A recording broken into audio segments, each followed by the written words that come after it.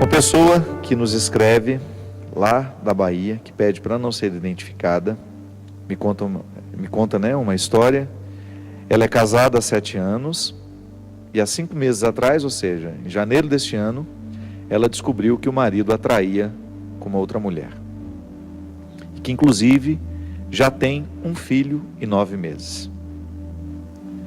Ela também tem 2 filhos com ele e sempre foi uma boa esposa, trabalha, cuida muito dele. Só que por causa dessa traição, ela se sente desorientada, sem saber se deve continuar casada. Ela deseja lutar pelo casamento, mas não sabe por onde começar. É possível Deus tocar o coração do meu marido para que ele volte a me respeitar como esposa? Ele é caminhoneiro, temos 34 anos de idade e a pessoa com quem ele está se relacionando tem 20 anos e mora em Pernambuco. Eu continuo morando na Bahia. Estou muito magoada com essa situação e temo não ser feliz mais nessa vida. O que eu posso fazer, Padre? Bem, toda vez que nós temos que nós passamos por um processo de traição, o primeiro passo é, de alguma maneira, tentar encontrar, né, alguma coisa dentro de nós que nos dê motivo para querer perdoar. É interessante, gente, porque às vezes os relacionamentos são tão desgastados, já são tão mal construídos, se casam de qualquer jeito, né, se encontram de qualquer jeito, se relacionam de qualquer jeito. O casamento acaba sendo uma solução, ou até mesmo um processo natural de um namoro, que não teve muita reflexão, que não teve muito conhecimento, que a pessoa, no momento em que ela vê essa dificuldade, ela acaba nem encontrando muito motivo para a reconstrução da relação. Então o primeiro passo é aí, é você identificar se esse relacionamento com esse marido deixou em você motivos para um recomeço. Esse motivo nós chamamos de amor. Eu não tenho dúvida de que toda pessoa que ama de verdade, tem a possibilidade, num determinado momento, trair o amor que ama. Eu acho que definitivamente, eu não sou adepto dessa visão do amor romântico, do felizes para sempre, que quem ama não trai, que quem ama pode acontecer. Acho que a fraqueza humana, ela está no coração, às vezes, e a gente precisa identificar, que às vezes você tem infidelidade matrimonial que nem envolveu o sentimento, por razões que desconhecemos, porque são muitas, né? Isso é uma gama de possibilidades muito grande nos dias de hoje. Às vezes houve apenas um envolvimento sexual. A pessoa teve um envolvimento sexual com uma outra, já se arrependeu até mesmo no momento em que estava tendo, porque viu que era vazio. E ali, uma infidelidade física que não teve envolvimento afetivo. É ruim, vai fazer sofrer quem foi traído, vai, e não faz sofrer só quem foi traído não, viu? A pessoa, quando é honesta, quando ela tem caráter, ela também fica machucada por causa da traição. Você que está me escutando agora, que já experimentou ser traidor, sabe que também é doído trair. Sobretudo se você é de índole, se você tem caráter, a pessoa de bem, ela fica mal com a traição que realizou. Agora, ela é problemática? Qual é o caminho que você vai encontrar para reconstruir isso? Entre 2 pessoas.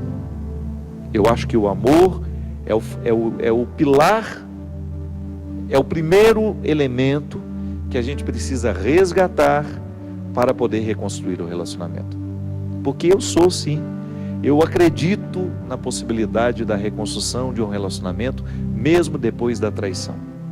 Eu já acompanhei muitos casais, minha gente, que passaram por situações terríveis de traição e que hoje vivem uma fidelidade maravilhosa, porque houve o perdão naquele momento, porque houve a verdadeira reconciliação a partir do amor sentido. Volto a dizer, às vezes foi apenas uma traição física. Não houve nem envolvimento afetivo. Agora, quando existe o envolvimento afetivo, isto é, a divisão do amor, né?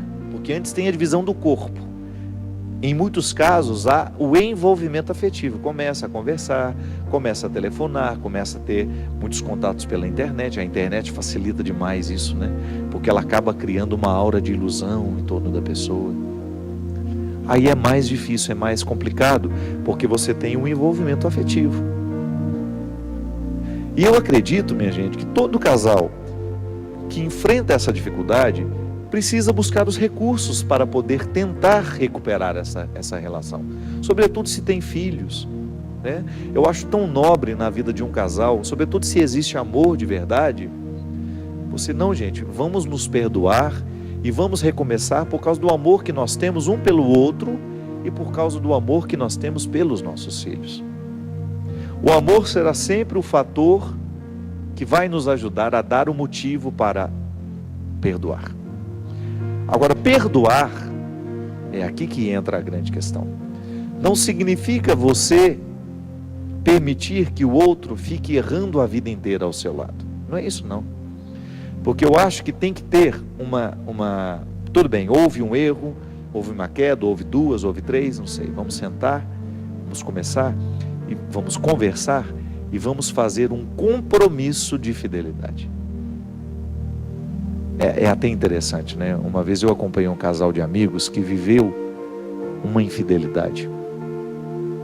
E aquilo foi altamente destruidor para os dois, porque os dois ficaram muito machucados. A que foi traída e o traidor.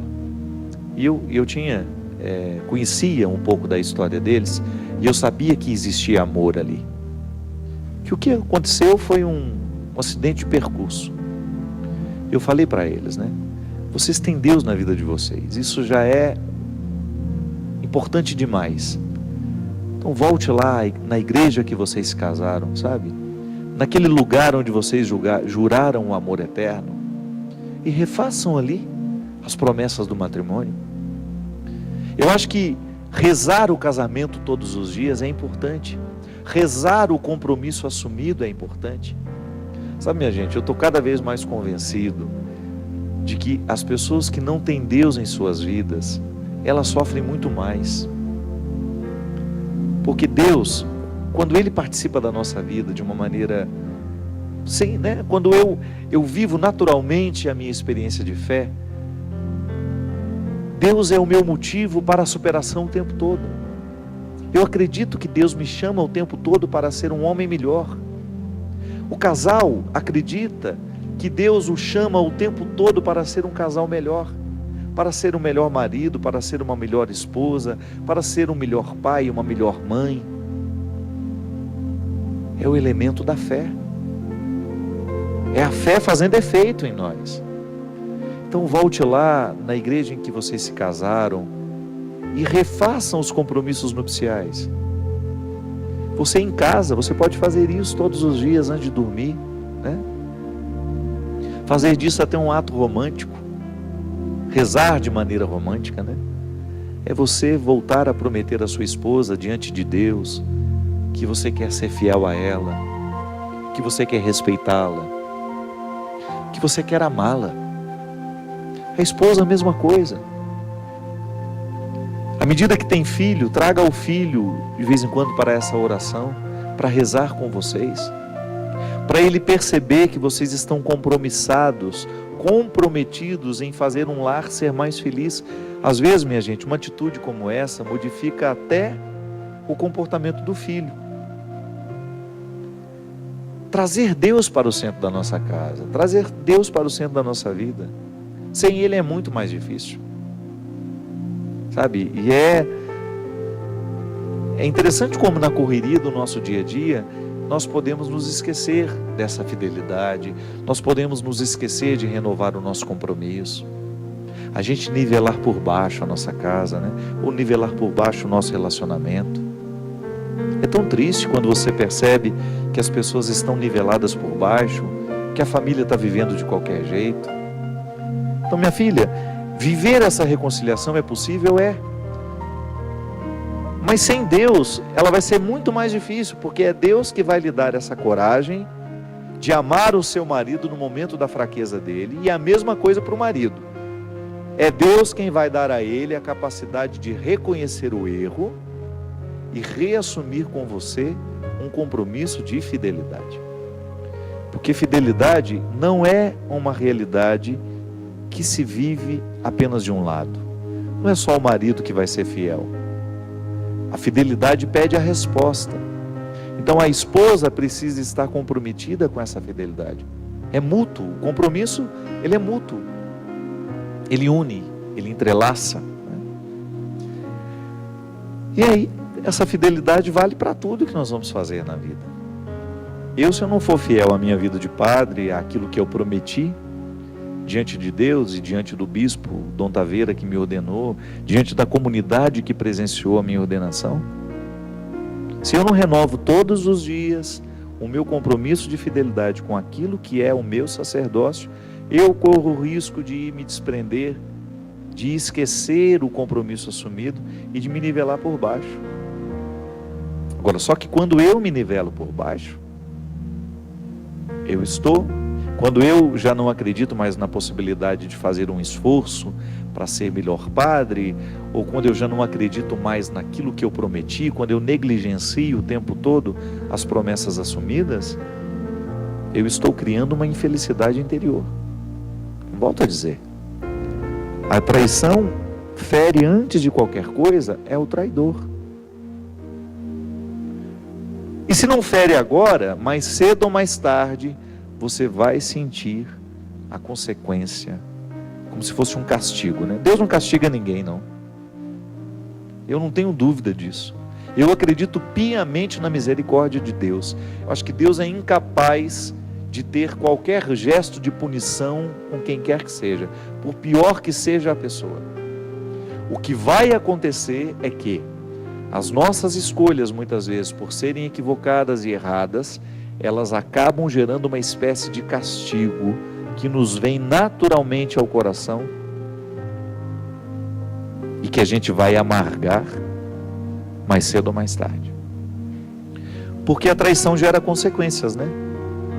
Muito triste você, por exemplo, ver o seu filho se perdendo na vida. Às vezes ele se envolveu com drogas aos 16 anos, 17, mas a separação foi lá quando ele tinha 5. Qual que é a culpa? Eu não gosto de falar de culpa.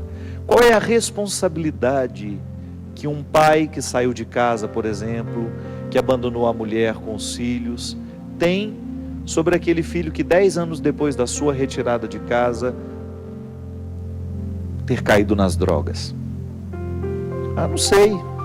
Pode ser que se o pai estivesse lá dentro, o filho teria caído nas drogas do mesmo jeito? Não sei.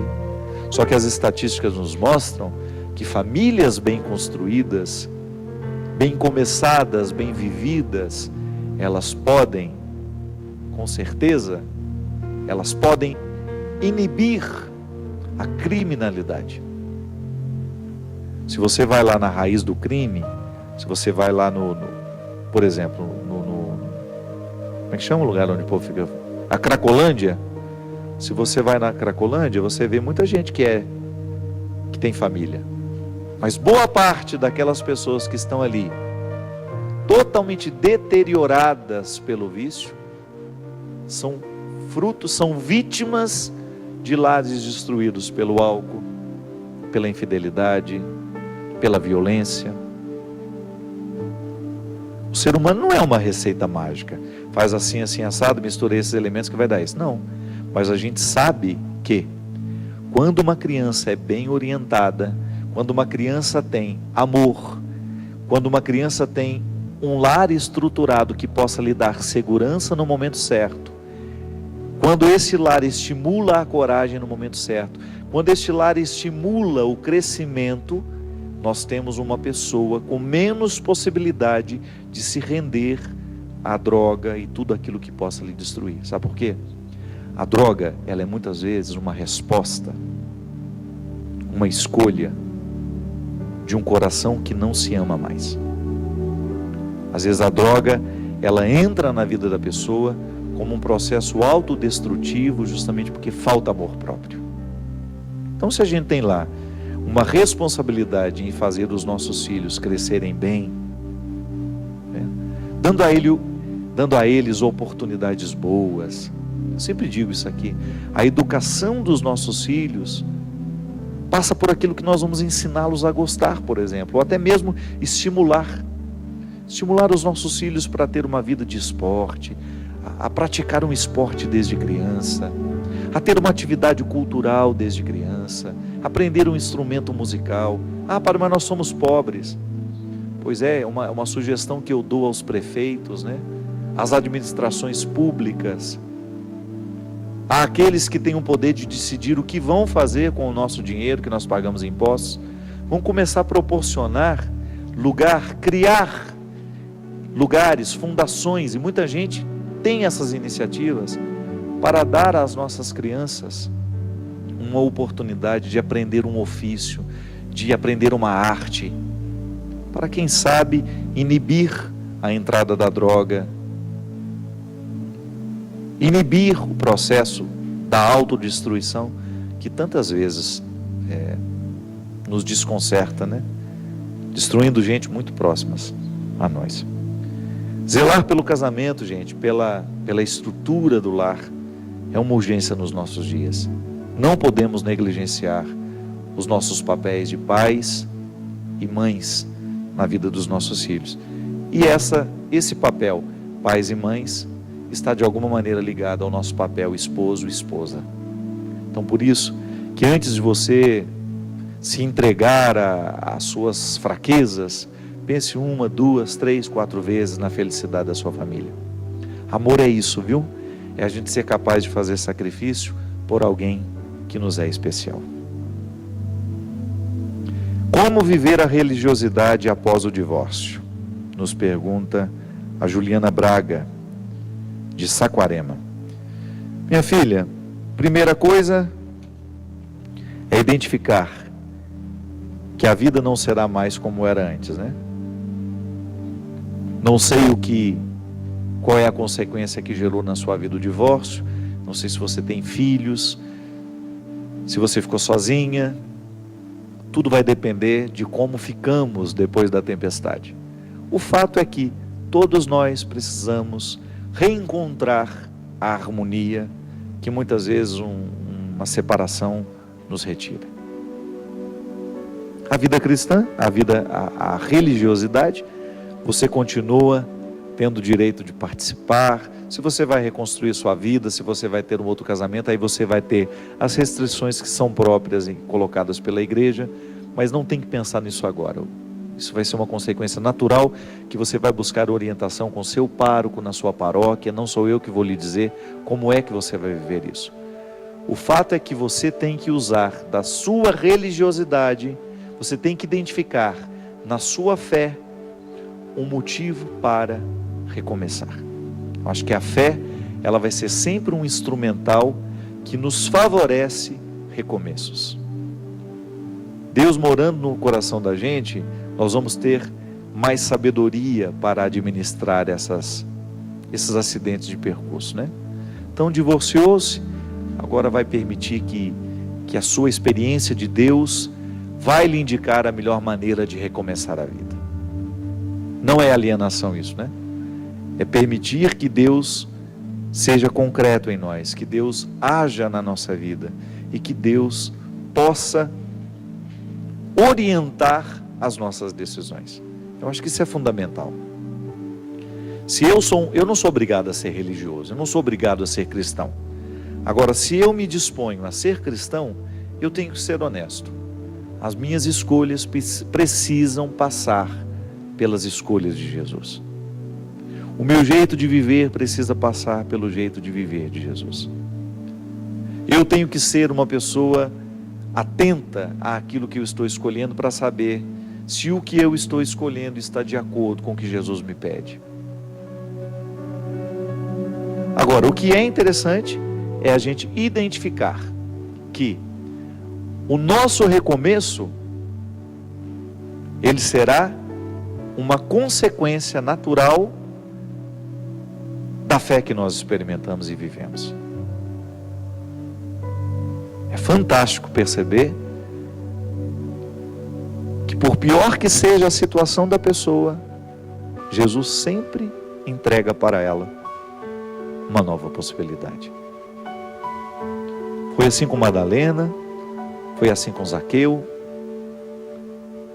foi assim com o jovem, aquele rico que nós falávamos, que interrogou, que perguntou: como é que eu posso fazer? A partir daquela pergunta, Jesus identificou uma miséria, uma incapacidade de desprender de si mesmo, porque era muito vaidoso, e entregou para ele uma possibilidade. Jesus nunca fecha as portas. Deus nunca fecha as portas aos seus filhos. E isso é muito confortável. Claro que vai gerar depois inquietações. Essa porta vai te fazer trilhar por caminhos difíceis? Vai. Mas são caminhos que vão lhe ajudar a ser feliz. Não tenha medo. E se você identifica que hoje existem muitas portas fechadas para você, não fique parado nelas. Procure a porta que Deus lhe abriu. Às vezes aquela porta que se fechou é para o seu bem. Às vezes nós lamentamos demais a porta que está fechada. Ah, está muito difícil, padre, eu estava esperando tanto que aquilo desse certo. Quem disse que aquilo era para o seu bem? Dê a Deus a oportunidade de abrir a porta certa. Peça a Ele sabedoria para identificar qual porta realmente vale a pena hoje você passar por ela. E não há absolutamente nada que você possa ter feito até o dia de hoje que mude esse projeto de Deus para você. Ele ainda acredita em você. Não há nenhum erro que você possa ter cometido que faça Deus mudar de ideia, que faça Deus mudar de ideia a respeito daquilo que Ele pensa para você. Deus lhe quer feliz. Deus lhe quer realizado. Mas você terá que fazer a sua parte. Terá que ter coragem de passar pela porta estreita. Terá que ter coragem de enfrentar a si mesmo, de vencer os seus pessimismos, as suas invejas, os seus sentimentos mesquinhos. Porque depois que tiver coragem de fazer este movimento, você pode ter certeza que a mão de Deus vai lhe sustentar durante todo o percurso. Ele não fará por você, mas vai lhe sustentar, vai lhe dar força, para que você tenha condições de fazer essa parte do milagre, que Ele já começou, e que agora está na sua decisão. Obrigado pela sua companhia. Que Deus abençoe os seus propósitos, e que derrame sobre o seu coração, sobre a sua vida, a sua bênção. Ele que é Pai, Filho e Espírito Santo. Amém. Até a semana que vem, se Deus quiser. Já me condeno tanto pelos erros que na vida eu cometi, pelas vezes que eu não soube decidir, e assim o meu coração gritava, desespero de quem ama. Coração, tu que estás dentro em meu peito, me condenas desse jeito, e eu não sei por qual motivo, se és divina voz em mim. Só te peço, por favor, eu sou humano,